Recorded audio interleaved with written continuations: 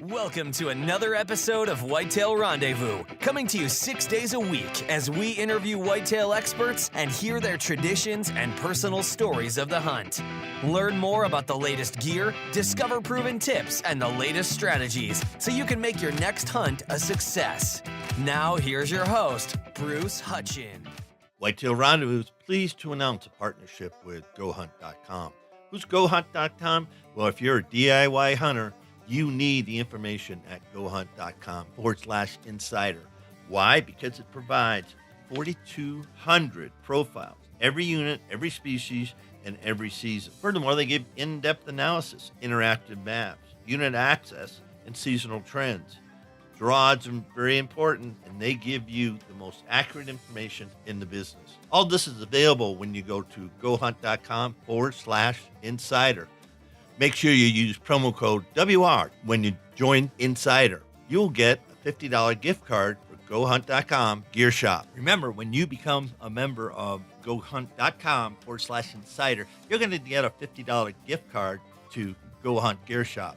What's in the gear shop? The best gear that you can buy for hunting the West. All in all, if you're hunting out West in 2018, GoHunt.com/insider is where you need to be to get all the research information. When you use promo code WR, Whitetail Rendezvous receives a small commission from GoHunt.com.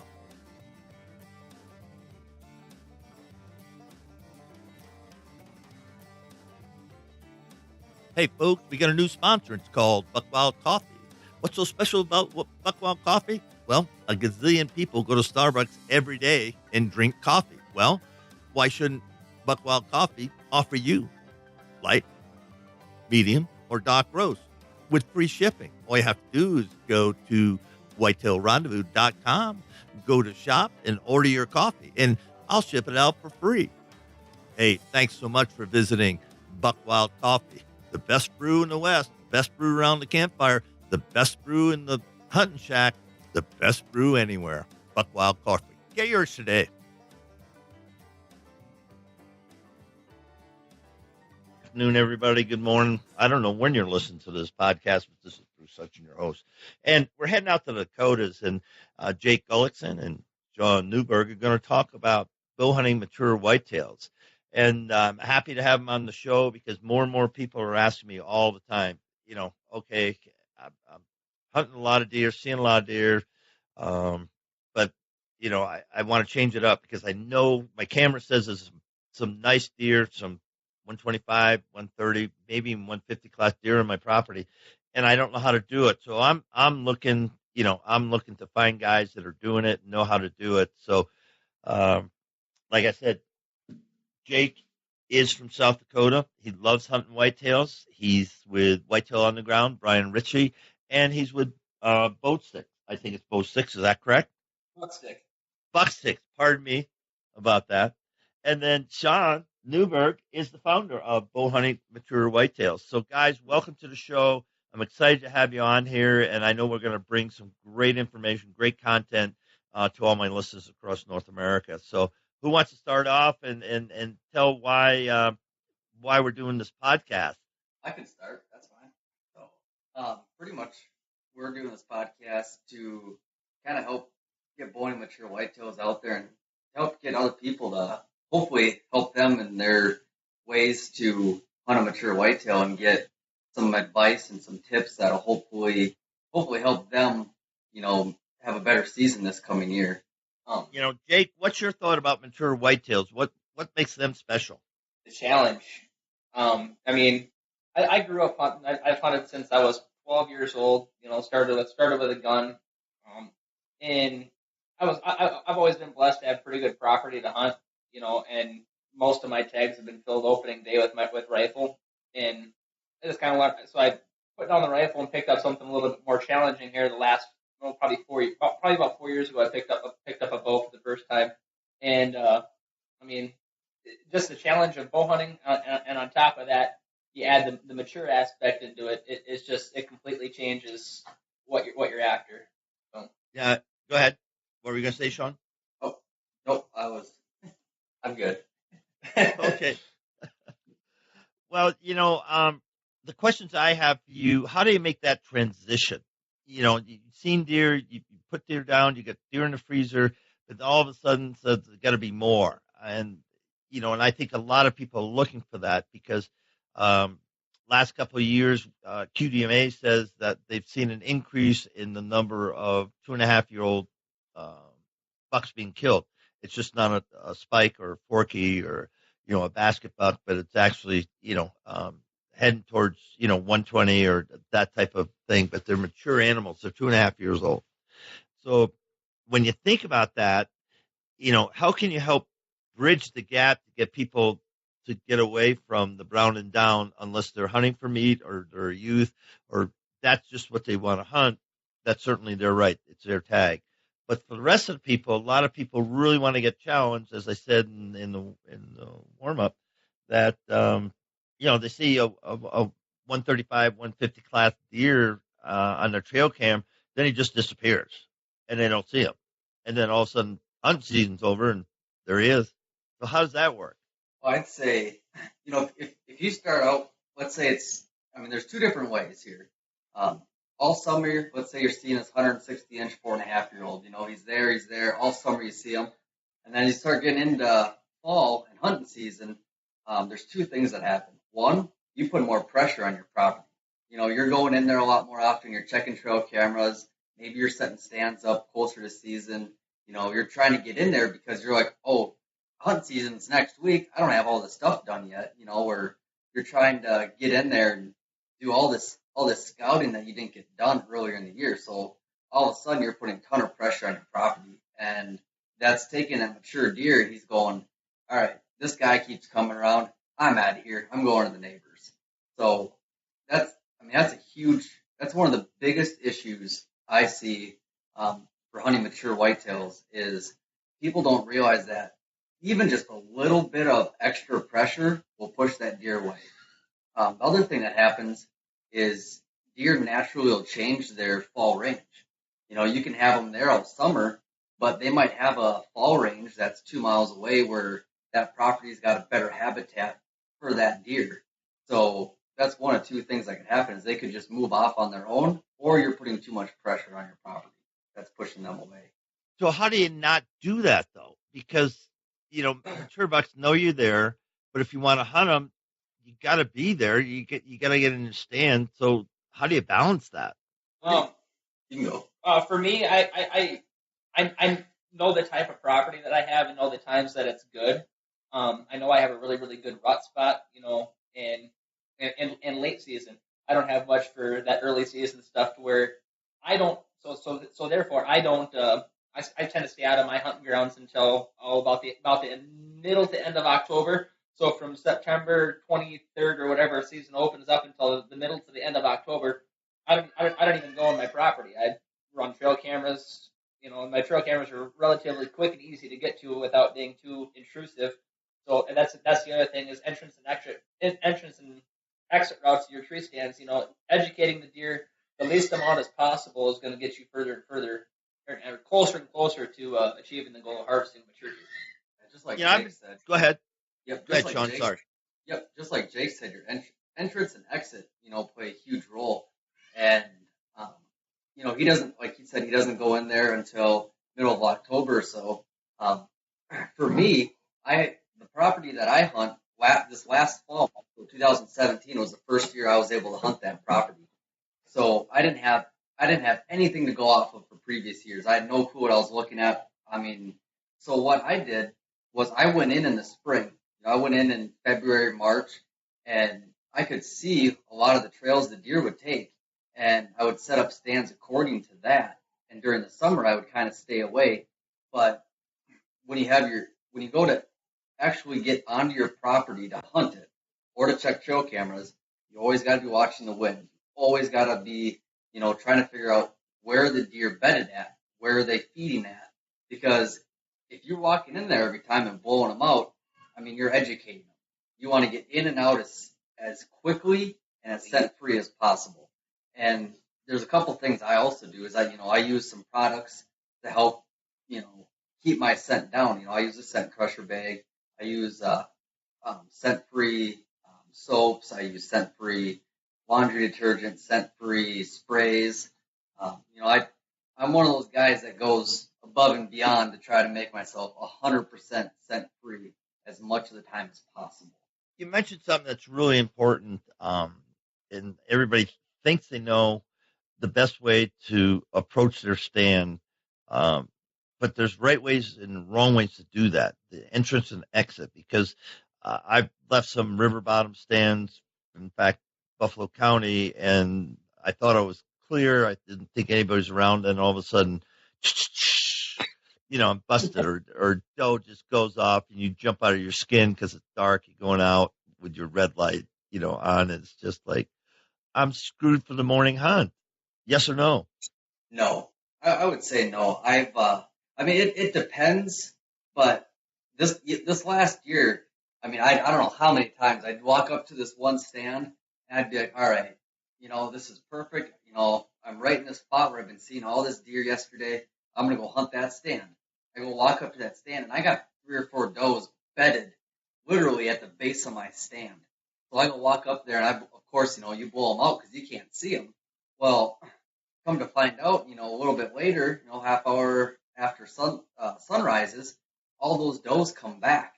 It's not always going to happen, but by not putting a lot of pressure on your property earlier in the year, by not going in all the time during the summer, by educating the deer earlier on, I think it gives you a little bit of leeway when it comes to at least the does and the younger bucks, as far as scenting you and coming back.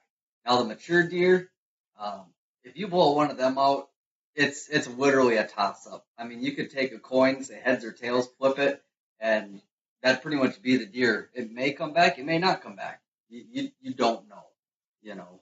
I've heard of a tactic where you intentionally bump them out of beds and then set it on their bed and set up on the bed on their way back, hopefully catch them on their way back in. But that seems to me as a pretty aggressive tactic, and I probably wouldn't condone that. I'd rather scout and actually know what's around and not educate them, not bump them, not spook them, and give them the illusion of safety. Yeah. Entrance and exit. So are you guys pretty disciplined? You only hunt X stand on a south wind, or do you figure out, okay, if it's south wind, it's a rut, it's situational, not so much just the wind? I would say I'm pretty, I hunt stands based on the wind probably 99% of the time.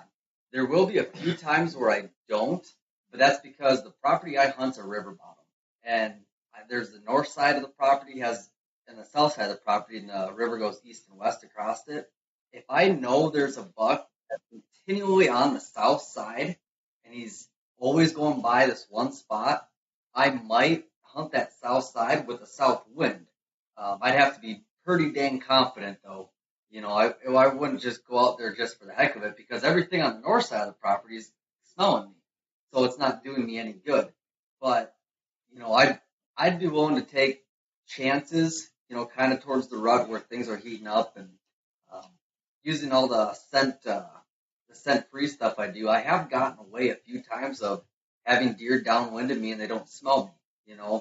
It's not something I would say you should do, but there is going to come a time at some point where you have to get aggressive.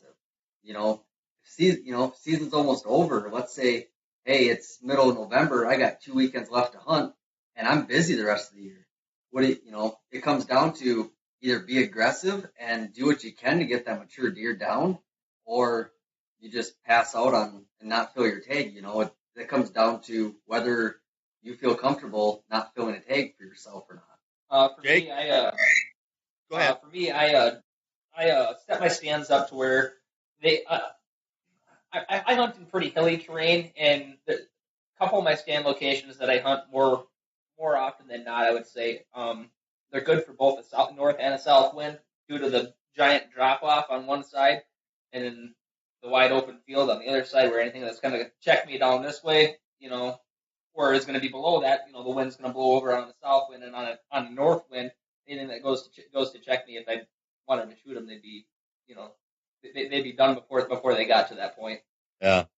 Do you guys target specific deer. Everybody has a hit list. Not everybody, but if you don't have a hit list, you really should focus because it helps you focus. That's a tip. If you're not doing that in some way, then you're just out there, hoping, rolling the dice and hoping whatever's come by. Because the good hunters that I know, they have hit lists and they know specifically the behaviors of those deer. So we're talking about 365 hunters here, not just a casual, well, I'm going to go out and, get in the old stand and see what happens. But, guys and gals that are serious about it.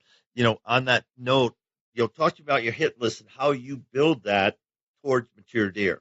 Yep. I pretty much when I go through, I have one camera out now, but here come about middle of June, I'll make sure I have the rest of my cameras out. And all summer long, I'll sit there and pretty much any deer that's mature, so 4.5 years or older, or that I feel is mature, because, I mean, let's face it, you can't, without previous history, you can't tell 100% how mature a deer is. But after a time, you kind of figure out with the saggy belly, the drop, the droopy neck, stuff like that, the brisket, that you can tell how old he is. But I always make a hit list for myself, and there's two different deer I put on the hit list. I put shooter bucks, so deer that I'm targeting for that year, and that if they walk by, I'm flinging an arrow at. And I also have my up and coming list, where it's generally 3.5-year-olds that are, all right, this guy's definitely 3.5. And sometimes those 3.5-year-olds they'll look older, or they may have bigger antlers than some of your mature deer, so you want to shoot them.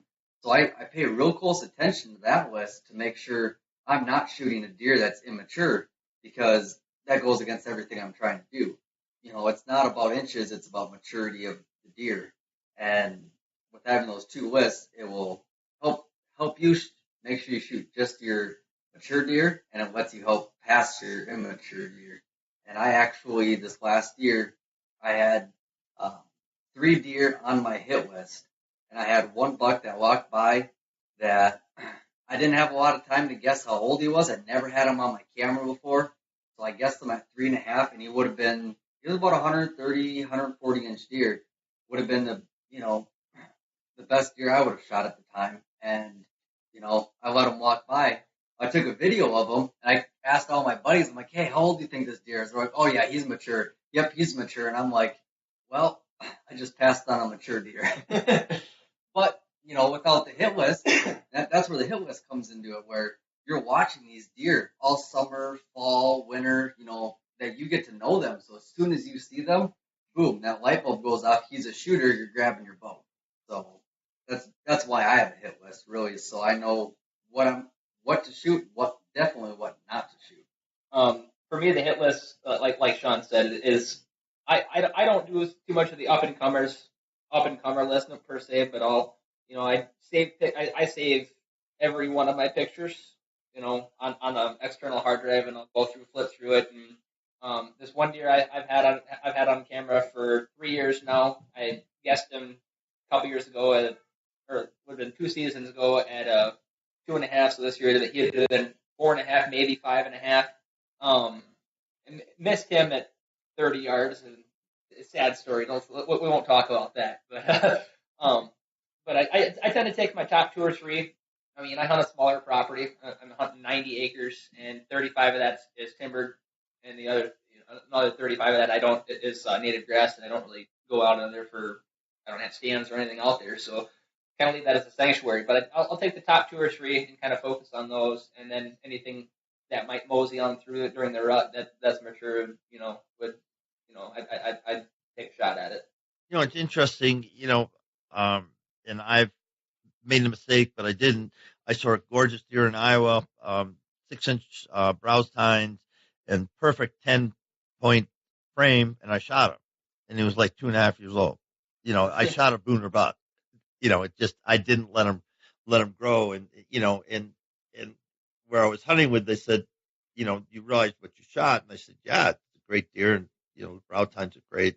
That's what I saw with the brow tines, and they said, the setup, and I've learned a lot from QDMA, as you guys are involved in QDMA, and there's a lesson for everybody. learn from my mistakes, because if I had let that deer walk, he had all the potential in the world, you know, to, to be a 150 plus class deer. But his frame, his configuration, everything about him says, I'm a young deer. Don't shoot me. But when you're hunting somebody else's property where you don't make this list, where you don't familiarize yourself with it, and the people say, hey, on the pasture or the woodlot you're hunting, wherever you're hunting, here's the hit list. And folks, if you're going on a guided hunt, I don't care what state, ask them, do you have hit lists for each of your stand sets or each of your stand sets area? And if they say no, just say, I'd really like to know that, because I don't want to shoot a deer that's an up and comer. I want to shoot a deer that's going to be represented. Some people will just say, hey, it's your hunt, it's your money. Whatever deer walks by, if you want to kill it, kill it. And it takes work. And I know you guys are working with QDMA, great segue, but let's talk a little about QDMA and how that's helped you become a mature buck hunter. Well, we actually, me, Jake, and one of our other buddies, we actually started a branch out here in Sioux Falls, South Dakota, the Native Prairie Whitetails branch, where we're actually, for QDMA, where we're actually going through and trying to help educate other people. But the big thing about QDMA is, one thing I really, really enjoy about them is, first and foremost, they are, they'd rather have you enjoy your hunt rather than try to throw, hey, you have to shoot a 160-inch deer, stuff like that. I mean, step number one is make sure you're happy. And then step number two is to start learning how to, differentiate between a young deer and a mature deer. They talk about your doe herd and your buck to doe ratio. I mean, they go through the whole 9 yards of everything. It's not just, hey, we're going to sit here, we're going to pass these deer so they get old enough, then we're going to shoot them. No, they want you to go through and make sure your whole herd is healthy, your fawns are healthy, you have good cover for your deer, you have good food for your deer. It's not just shooting big deer, it's actual deer health. And to me, that's a big difference, as to why I enjoy QDMA so much, because, it doesn't matter how old the deer is. If they're sitting there and they're not healthy, they're dying off anyways, all the research they put into it. I mean, they're really one of the biggest companies that's helping keep our deer herd alive and researching everything so we can try to help combat diseases like EHD and CWD and stuff like that. So we actually still have a deer herd 100 years from now when our great grandkids are hunting. That's why I like QDMA. I'm going to kind of second everything Sean said, but another thing that I'm going to add to that is knowing whitetail habitat is another good thing that QDMA offers. Between hinge cutting, food plots, and just setting up your property to be able to hold and grow these mature whitetails and these older deer, these older age class bucks. Because it does take that, doesn't it? Yeah. Unless you got a freak property, it takes a little bit of elbow grease. Because it doesn't, everything that I know, it just doesn't happen.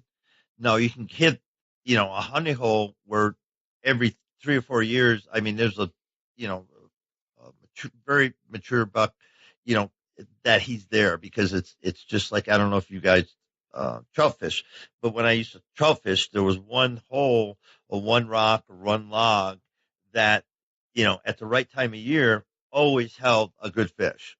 And if you take that fish out of there, you go back the next year, or for sure the year after that, guess what? Same size fish, a nice, 2.5 pound, 3 pound trout, whatever, is using that because it's prime habitat, it's prime environment. And that's one thing that people, I think, need to look for on their property. Okay, where's the prime? If I was a mature buck, where would be my, place to water, place to feed, and, place to sleep? Well, Your thoughts? I'm gonna add to that. And if you're missing to any of those, you can always add it. I mean, if you don't have much for bedding areas, all it takes is a chainsaw, a little bit of elbow grease, and you can hinge some trees over and make a bedding area. With with a garden rake and a little bit of elbow grease and $30 worth of seed, you can make a clover plot. Simple as burying a bucket in the ground, you can make a watering hole. If any of those three things that you're missing, or any of these things that you're missing on your property, a little bit of time and a little bit of effort goes a long ways. Yeah, that's I would agree. That's what I'm doing on my property right now. I'm actually just getting ready to put a food plot in there, but it's got a creek, so it's already got water. My cover there, it's got good summer, good early fall cover, but once you get it later into the fall where the leaves start coming up, your grasses all died, are dying down, it gets really bare in there. So my next step after I put my food plot in, whether it's this year or this next winter, I'm going to start going through, I'm going to hinge cut some trees. I'm going to try to open up the canopy and get an understory growing, because there's nothing a mature deer loves more than the feeling of safety. I mean, they would rather, it doesn't matter how much cover you have, it's this feeling of safety. And if you have good cover and you have safety, then that deer is going to live there. I've seen spots where, you would never guess a deer would be there, but they're out this little point in an egg field where there's some grass growing or something, where the farmer can't plant it, and that's where they're living. And you're like, all that is a 30 by 30 yard, patch of grass. What are they doing over there? There's nothing there for them.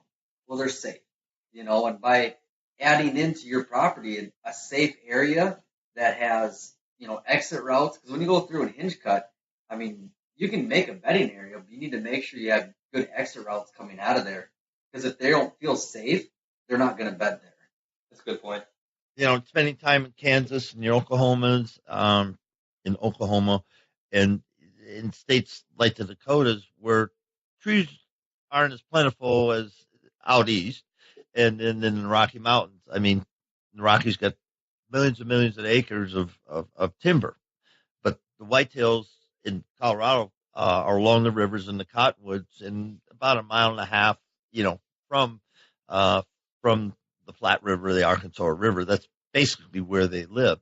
But it's amazing. You can go do some long distance scouting down along those two drainages, and you can see bucks, mature bucks. You see just their tines, flicking, in a completely, barren field. It's not barren, but there's either sage or there's some cactus, and then all of a sudden you just catch a flicker of a ear or tine glint, and you go, oh my goodness, what is he doing out there? Because there's nothing out there.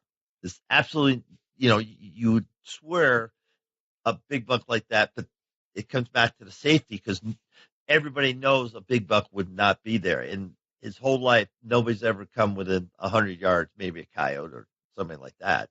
But, as far as a bow hunter, he can't set up on him. He just can't. Yeah. Now, how do you guys hunt those deer? Those phantom deer? Find a different one. There's an honest man.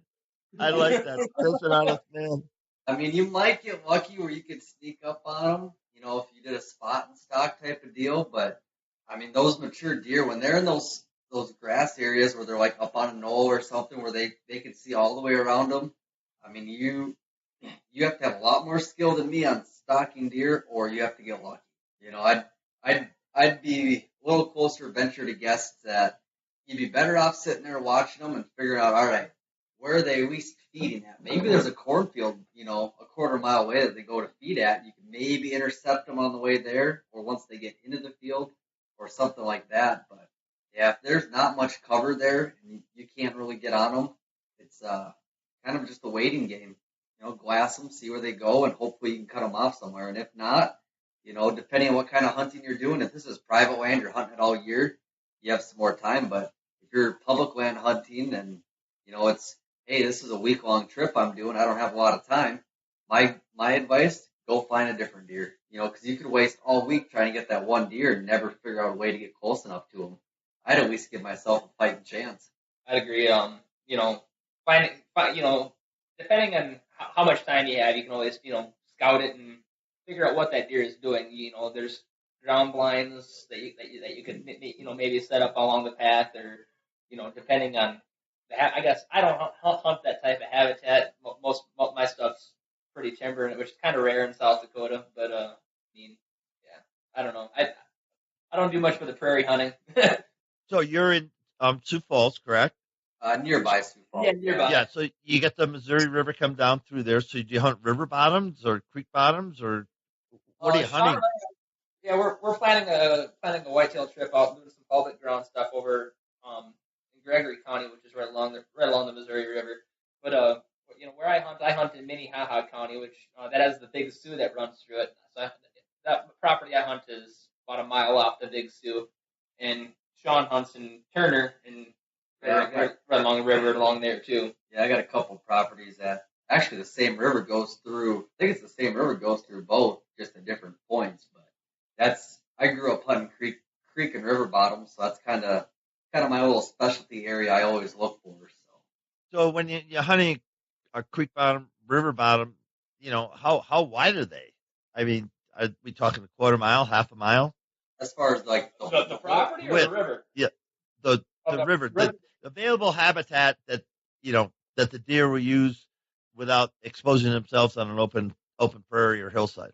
Well, go ahead, Sean. One of my properties is literally huntable acres on it is 32 huntable acres with a creek going through it. So I mean, between the creek and the edge of the timber before it hits the egg field, I mean you're looking at 50, maybe 60 yards in some spots as the most. My other property I hunt, I mean it's even less than that, maybe 30 yards off the river is where the timber ends. So I mean it's not very, very wide at all.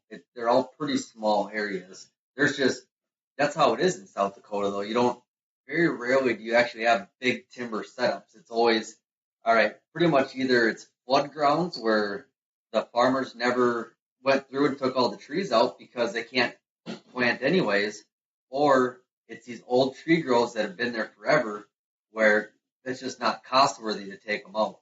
But there's so few of them left that, your timber setups here in South Dakota are just so small. I mean, it's not like Wisconsin or up in northern Minnesota, where you have hundreds of acres of timber. I mean, you're talking 20, maybe 30 acres at the most. Yeah, 30 acres is big timber. 30 acres is big timber for us. On the east side of the state, anyway. So if you got timber of 30 acres, are they living there? I mean, they're actually bedding the same timber you're hunting. I mean, that makes it really hard. I get the part of fence lines and ditches and creek bottoms and I call them stringers, just, cottonwoods or something that go on, following a creek bottom, but it's only 20 yards wide, and you got to find, how the deer are using that as a natural funnel. 30 yards, you can shoot across it. So how do you set up in that type of situation? I use terrain features. The spots that narrow up where it gets to be 20, 30 yards wide, where you get those funnels, that type of funnel where you got wider timber comes down to a narrow patch and then opens back up to a little bit bigger timber. Well, I'll set up in that narrow patch where you can shoot across, because the deer isn't going to expose itself. The deer is going to want to run through the inner part of that timber to keep as hidden as possible. Same thing like if you're along a creek or whatever, deer like to take like the mid to high roads, like you got like a dike or something along a creek, or they're going to tend to run the top of that, especially during the rut. Looking for does. So, Sean, I guess you didn't get anything to add. Pretty much, like the one property I hunt, there's a ridge going around the outside of the timber that's about 10 feet tall. So when I go to access my stands, I can walk the egg fields, and the deer can they cannot visibly see me when I'm walking in at all whatsoever. So, well, as long as they're in the timber anyways. But I can walk along that, and then a lot of times I'll set all my stands up kind of right on those ridges if I can, or not very far into the property, and I'll set my sticks up, so when I walk up to that stand, I'm going straight up the sticks right then and there. I don't have to go around the tree. So if you can go up the backside of the tree from where the deer are, I mean, you got a 3-foot tree in front of you, it's going to cover most of your body. So it gives you another advantage for them not seeing you. But as far as hunting them, with the creek bottom I hunt, finding those crossings too, the creek crossings, those make a huge difference. So if you're lucky, you can find a spot where there's only 1 or 2 crossings in the whole spot. Well, that just gives you a 50-50 shot. Either they're crossing here or they're crossing here. Other than that, you'd be surprised on how small a terrain features deer will actually see and use. Because I got some spots on my property where it's literally, I mean, you're talking a 2 or 3 foot elevation change, but those deer will run it because, a 3 foot elevation change with 3 feet of grass is 6 foot. Well, all of a sudden, if they're running right on the backside of that, you can't see them, or you can barely see their tines sticking up. So, I mean, it's even just real subtle changes in elevation. The deer will use that to help, hide them from anything that's concerning, like a hunter or coyotes or anything like that. Yeah, that's good stuff, guys. You think about it, and every place in the country, we all have our little different ways. And I like the thought about putting your sticks so when you approach, you use that as cover.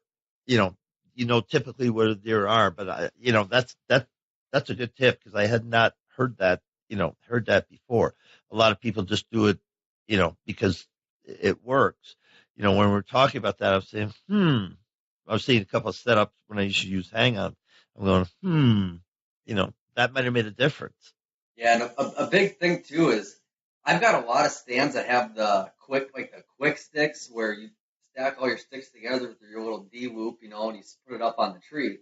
I'm moving away from those to get something more like stagger steps where it's each individual set of sticks and none of them connect because 1, it's quieter, and 2, you can put them on any side of the tree you wish. So you don't have, you get a tree that's not completely straight. Some of these sticks, you can't even use that tree. So you're hindering yourself, you're making more noise, and you're not putting the sticks on the right side of the tree you want. So by getting those stagger steps or something like that, you can put them exactly where you need them so you can hide yourself. It's a heck of a lot harder because you don't have 2 pieces of metal clinking on each other all the time. And 3, the cost is about the same. I mean, they're more versatile. It's a no-brainer in my book. So yeah, I just going back a few years and Hang Ons, and we had those screw-in steps, but that gave you versatility because when you were talking about bending trees, I had a really great setup that the tree came out of the side of the hill, was hanging down, and I had to set up my screw-ins just so gravity wouldn't suck me down. But the only way to use that was actually with screw-in steps. So now you have the separate steps to do that because I do believe it gives you a lot more versatility, and they're a lot quieter. I used to have a fanny pack and have about 10 of those in there and use only what you needed to use, and that was it. But we don't do screw-ins anymore. I mean, people have really moved away. They're not really safe, in my opinion, and they do put holes in trees. Yep. And they're a little bit more time consuming than like quick sticks or like the lone wolf climate sticks. I mean, the time that it takes to screw 3 of those in, and the energy that it takes to screw 3 of those in versus just throwing the rope around the tree and cinching it up and stepping up. Yeah, no, I agree. I you think back at the beginning of this stuff when you're doing it, it's just home built, Hang On, tree stands out of everything you can imagine. Huh? Why wouldn't you buy? Well, yeah, we get away from that, but that itself was dangerous. I mean, they're staying still on our farm. Yeah, they're as old as I am. We don't obviously hunt them anymore. And I keep saying, we just need to go in there and just take them out. Somebody hurts themselves. Well, no, it's somebody, inadvertently did something stupid, but, whatever. Hey, let's take a break now. I know both you guys are on some pro staffs. Jake, let's start with you, and let's talk about Whitetail Underground and the other pro staff that you're part of. Whitetail Grounds is run by Brian Ritchie and Mindy Ritchie. They do deer mineral and as well as urine attractants. And Buckstick is it's a new product just coming out this year. It's going to be like a mock scrape and a mock rub with natural gland scents that you apply to it. So yeah, really kind of excited to see how that one turns out this year. Excited to see some of the stuff that's going to do. So because I believe in mock scrapes. Don't know anything about mock rubs, but mock scrapes. I have used my rattling horns to right at the scrape to put a rub in there, coming in or going out, and so for somebody to think through that and put together something that's interesting to look at. And Brian Ritchie, folks, is a good guy. He was the founder of Moon Stands, and now he's moved to Whitetail Grounds and Back Porch podcast. So he's got a lot of things going on, plus BAM Outdoors. So there's a shout out to you, Brian Ritchie. Sean, what do you got going? I pro staff for Mossy Oak. We all know who Mossy Oak is, the camouflage company. And then I also pro staff for Fairdyne Outdoors, which has, they have like 10 or 11 different companies that they own. Rage, Broadheads, Nocturnal White Knox. They have Glendale targets, block targets, IQ bow sights, Sherlock, Carbon Express arrows, Wacom.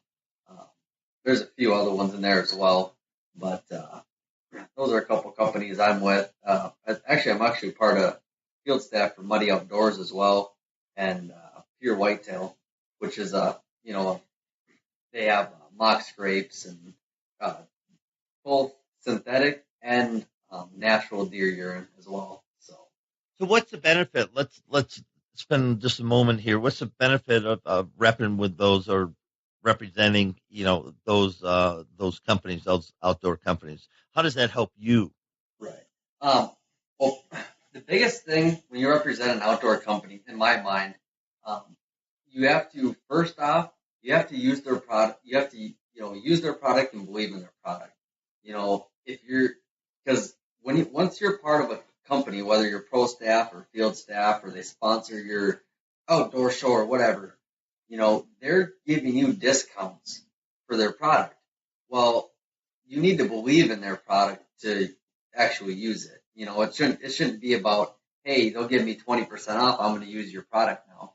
You're representing them. So in my eyes, it should be something you believe in, you want to use, and you're going to use whether you're on their staff or not.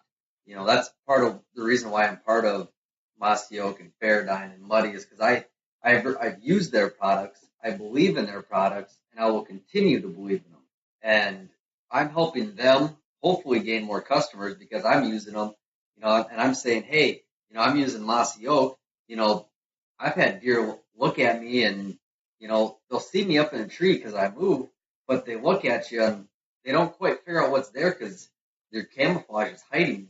And by me telling other people that, hopefully I'm helping the company gain more people to, buy their products, but I'm also representing them, as saying, hey, this is a good company as well. They're not just here to, take your money. They want to actually have happy customers. So in turn, I help them and they scratch my back by giving me a discount, so. Yeah, I'll kind of second everything he says. You have to believe in the product, and it can't be about you wanting the discount for the product to be doing it. You're doing it for the company. It's a marketing. The way I look at it is it's a type of marketing for them. They're giving you that 15, 20, 30% discount, whatever it is on the product. So you use it and you tell your friends about it. But again, I'm kind of repeating everything Sean said here, but it's about getting the name of the company, getting the name of the product, and how to use the product out into the general public's hands. So let's spend the last 10 minutes and talk about one, your prime time of hunting. I know some guys that only hunt 3 days a year.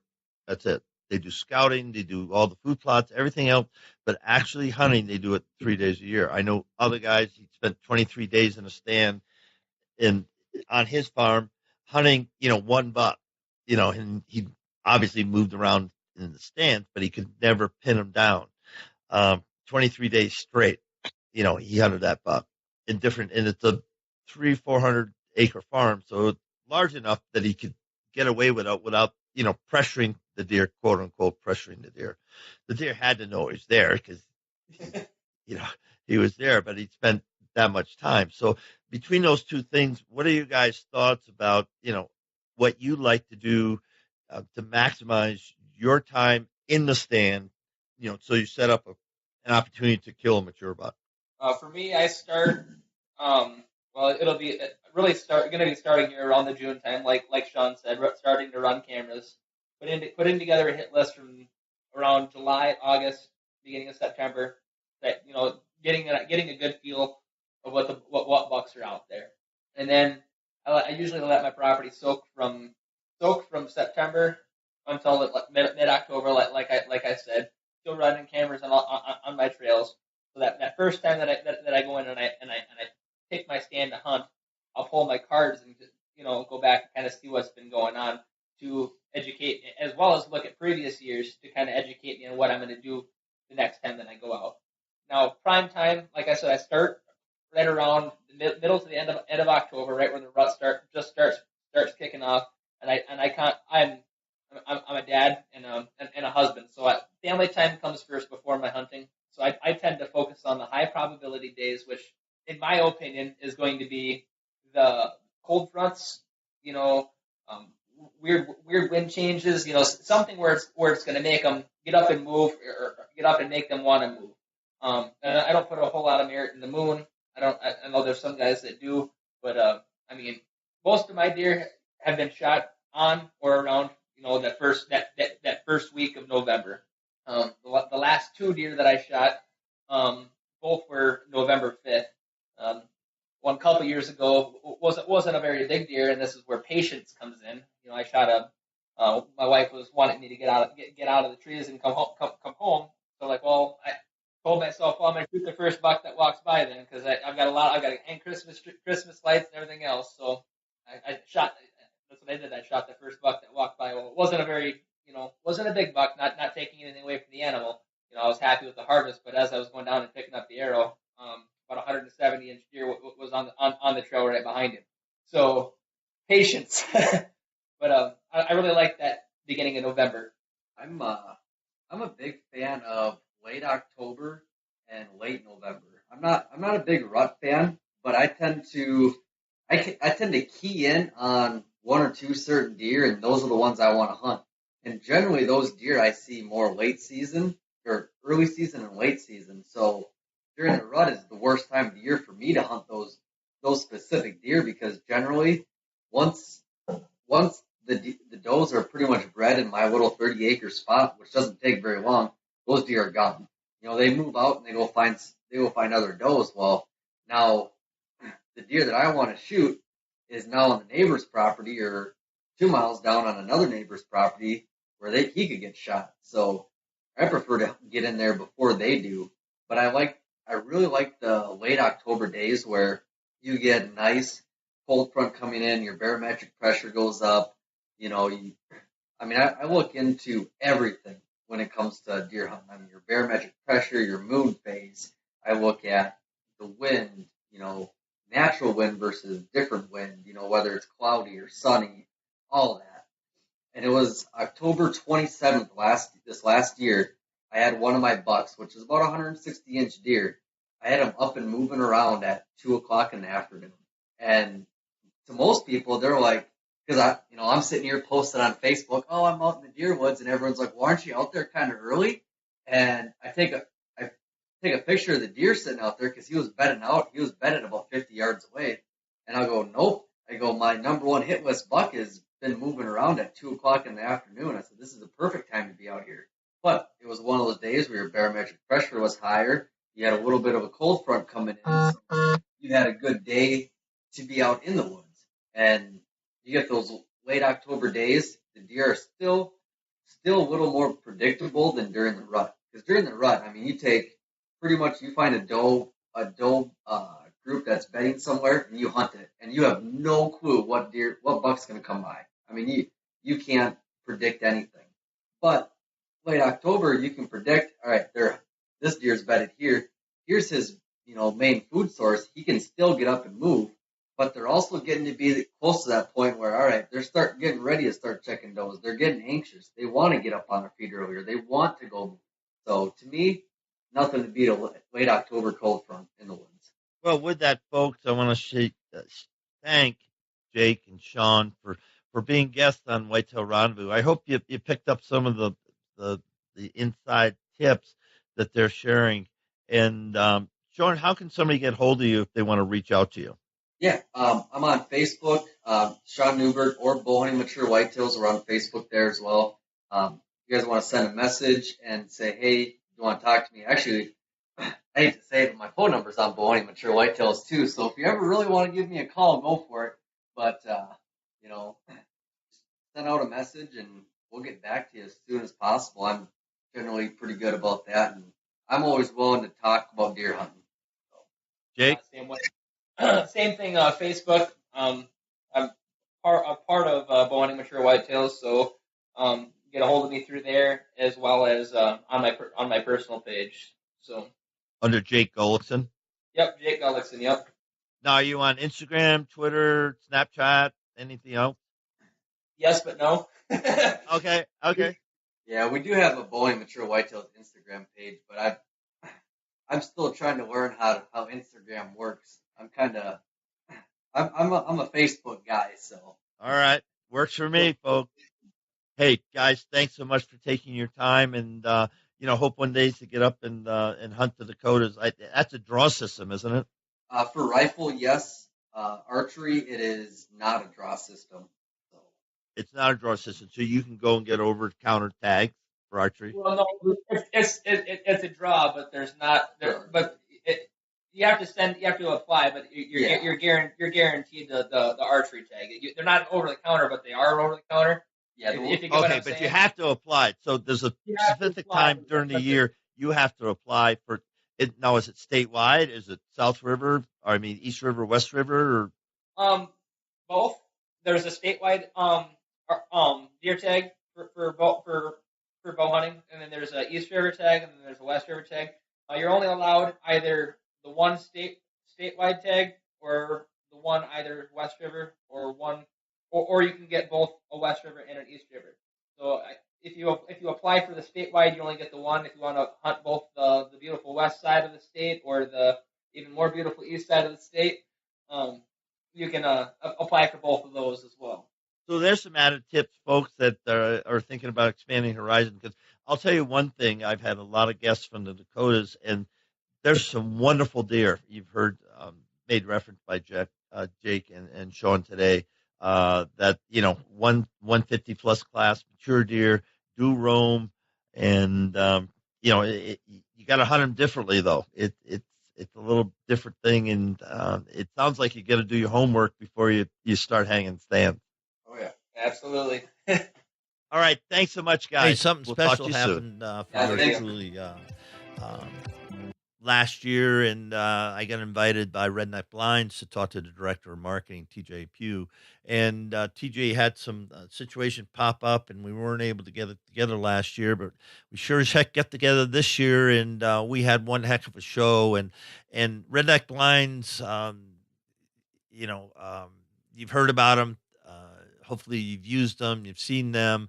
They're certainly not the least expensive tower blind. We're going to be talking on this show mostly about their buck palace, a 10-foot buck palace.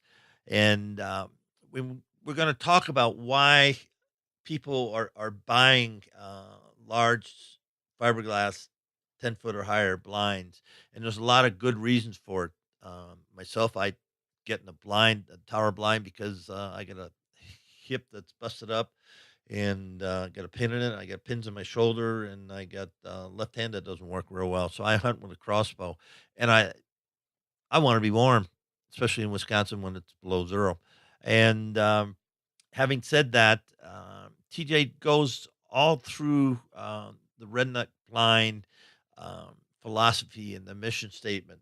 And again, it's not just about Redneck Blinds; it's about hunting techniques and how to camouflage your tower blind and how to make it the critical thing we came up with on one part was the entrance and exit of your blind. It isn't just driving up to it, parking your ATV, or walking up to it and walking up and sitting down. There's a lot of things that you should really think about, how to stealthily get into your blind and get out of your blind. And so many more things we're talking about, but I couldn't be happier to have TJ Pugh with Redneck Blinds. Thanks for joining us. Be sure to tune in tomorrow for another episode of Whitetail Rendezvous, where you can listen and learn from the experts so you can be more successful on your next hunt. Until next time, listen, learn, and succeed.